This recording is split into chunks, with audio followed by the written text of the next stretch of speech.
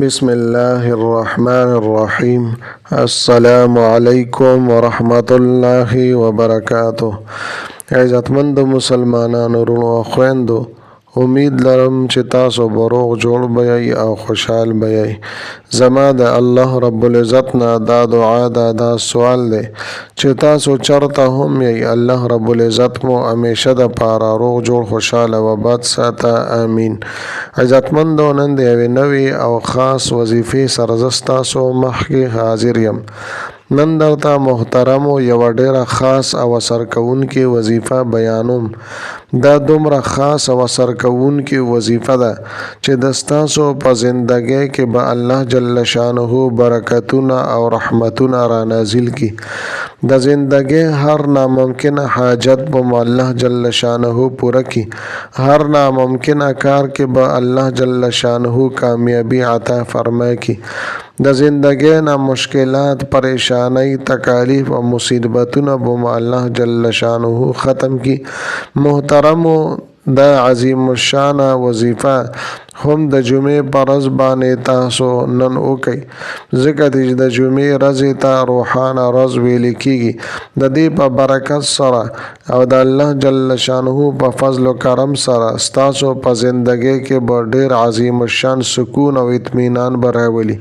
ستاسو زندگی به الله رب العزت په خپل فضل و کرم سره د رحمتونو او د برکتونو نه ډکه کی. زما عزتمندو، د ویډیو شروع کېدو نه مخکې تاسو ټولو ناظرینو سامعینو په خدمت کې دا درخواست دی چې تاسو اسې هم ویډیو ګورئ. په اول ځل باندې مو زما د دې چینل ویزټ کړي وي، دا چینل مو لا تر اوسه پورې سبسکرایب کړي نه وي، نو برای مهرباني دا چینل سبسکرایب کړئ. سبسکرایب سره خوا کې د ټلۍ والا نشان دی، دا تاسو کلیک کړئ او سلیکټ آلی کړئ، د دې دپاره چې د هر راتلونکي ویډیو نوټیفیکیشن تاسو ته ملاویږي. ځکه چې زما عزتمندو، په دې چینل کې زه تاسو ته هر قسم مستند وظایف راوړم. هغه مستند وظایف چې ما له خپلو استادانو د هغې اجازت راکړی دی. دې نه علاوه زما عزتمندو، زما د حوصله افزایي دپاره ویډیو ضرور لایک کړئ. لاندې کمنټ کې تاسو ماشاءالله، سبحان الله، جزاک الله یا د دې په شانتې نور ښکلي الفاظ ولیکئ. دې دپاره چې ما له حوصله افزایي ملاویږي او نور ډېر ښکلي وظایف زه تاسو ته په دې چینل کې راوړم. محترمو، نن د جمعې مبارکې ورځ ده. ډېر پر نور لمحات دي او ډېر عظیم الشان لمحات دي. په دې پر نورو لمحاتو کې الله جل شانه طرف ته رجوع کول پکار دي. الله جل شانه طرف ته دا انسان متوجه شي، په عبادتونو کې مصروف شي، په ذکر او اذکار کې مصروف شي او د الله جل شانه نه په دعاګانو غوښتلو کې مصروف شي. ځکه چې زما عزتمندو، حدیث شریف کې راځي چې د جمعې په ورځ باندې داسې یو ټیم دی چې په هغې کې الله جل شانه د خپلو بندګانو دعاګانې قبلوي.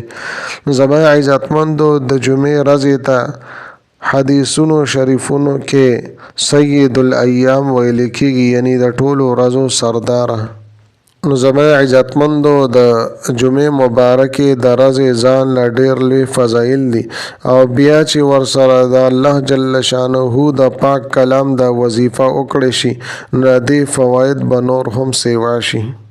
که چېرې تاسو غواړئ چې دا عظیم الشان برکات د ستاسو په زندګۍ کې راشي، د الله له طرف نه یو عظیم الشان رحم او کرم د ستاسو په زندګۍ کې راشي، نو د الله جل شانه نه دعاګانې وغواړو، التجا الله جل شانه ته وکړو.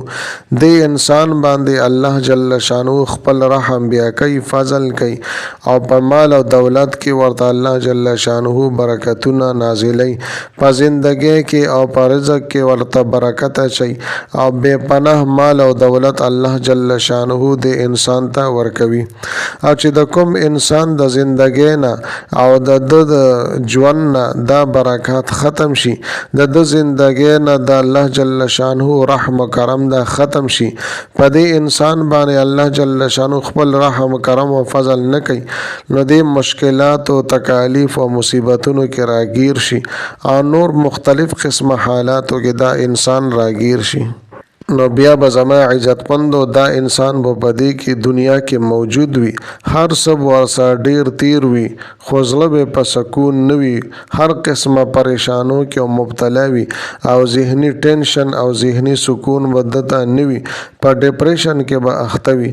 لہذا محترمو چې کله دا برکات په دې انسان باندې راشي د الله جل شانه له طرفه په رحم راشي او په هر سیز کې ورته الله جل شانه برکات پیدا کی، نو په دې انسان باندې الله جل شانو خپل خصوصي رحم او کرم وکي. نو دا خبره یاد ساتئ چې بدې انسان باندې چې کوم رحم او کرم او فضل د الله جل شانو له طرف نه کیږي دا د الله جل شانو په اطاعت باندې کیږي، د الله جل شانو په فرمان برداري باندې کیږي او د الله جل شانو په بندګۍ باندې په دې انسان باندې دا رحم کیږي او د قران عظیم الشان سره خپل نسبت ساتلو باندې کیږي. یعنی مونږ ته پکار دي چې د قران عظیم الشان تلاوت ډیر کوو. زما عزتمند ډیر خلک داسې شته دی چې کال تیر شي او کال راشي خو دوی قرآن مجید راوانه خلي، د الله جل شانه کلام ته لاس ورنږدې نه کي، اکثر منځونه قضا کوي او ګناهونو کې مبتلا وي او دعاګانې غواړي خو دعاګانې بیا قبلیږي نه. نو زما عزتمندو مونږ ته پکار ده چې د قرآن مجید تلاوت کو، 15 واړه وخت منځونو کولو پابندي کوو او د ګناهونو ځان ساتو او دې سره مونږه په حیثیت مسلمان خپل علماو سره تعلق قائم ساتو، اکابرونو بزرګانو سره دغه شان په تبلیغ کې مونږ او تاسو شبي جمعه لګو، سه روزې لزو او سالوي خرج سلور میاشتې لګو چې زمونږ الله جل شانه سره تعلق جوړ شي او قائم شي، نو دې انسان ته بدا برکات بیا ملاويږي. ځکه چې زما عزتمندو د علماو او صلحاو نیکانو خلکو په مجالسو کې ډیر زیات برکات دي چې سړی دوی سره کینی، د دوی په مجلس کې کینی، نیکانو خلکو سره ناسته پاسته کوي، نو بیا دې انسان ته د هغې برکات او اثرات ملاویږي او کامیابی ورته ملاویږي. نو زما عزتمندو د عظیم الشان وظیفه په دې با برکت لمحاتو کې وکړي، دا د قران عظیم الشان سره تعلق لرونکي یو خاص وظیفه ده. اوس زما عزتمندو راځم وظیفې طرف ته مکمل ترتیب او طریقې کار زه تاسو ته بیانوم. طریقې دا ده چې د جمعې پر ورځ باندې څه ټایم تاسو ته موقع ملو شي، نو تاسو به اول 3 پیرې درود شریف وایي، خدا د چې درود ابراهیمی وایي، د دې نه پس به یو آیات مبارکه ده د سورة رحمان اخیری او آیات مبارکه ده 20مه پاره کې، تبارک اسم ربک ذو الجلال والاکرام، تبارک اسم ربک ذو الجلال والاکرام، دا به 313 مرتبه 314 پیرې تاسو اولولئ. د دې نه پس به بیا 3 پیرې تاسو درود شریف وایي، خدا د چې درود ابراهیمی اولولئ. د دې نه پس به د دعا دپاره لاس پورته کوي، انتهایی توجه عجزه سره به د الله جل شانه نه دعاګانې وغواړئ. ان شاء الله تعالی الله جل شانه به ستاسو په ژوند کې عظیم الشان انقلاب راولي. زما عزتمندو امید لرم چې دا ویډیو دا وظیفه مو ډېره زیاته خوښه شوې وي. که ویډیو مو خوښه شوې وي ویډیو لایک کړئ، چینل سبسکرایب کړئ. ملاویږم به تاسو سره بله ویډیو کې بلې وظیفې سره. تر هغه وخته پورې مالی اجازت راکړئ. د لوی الله په امان.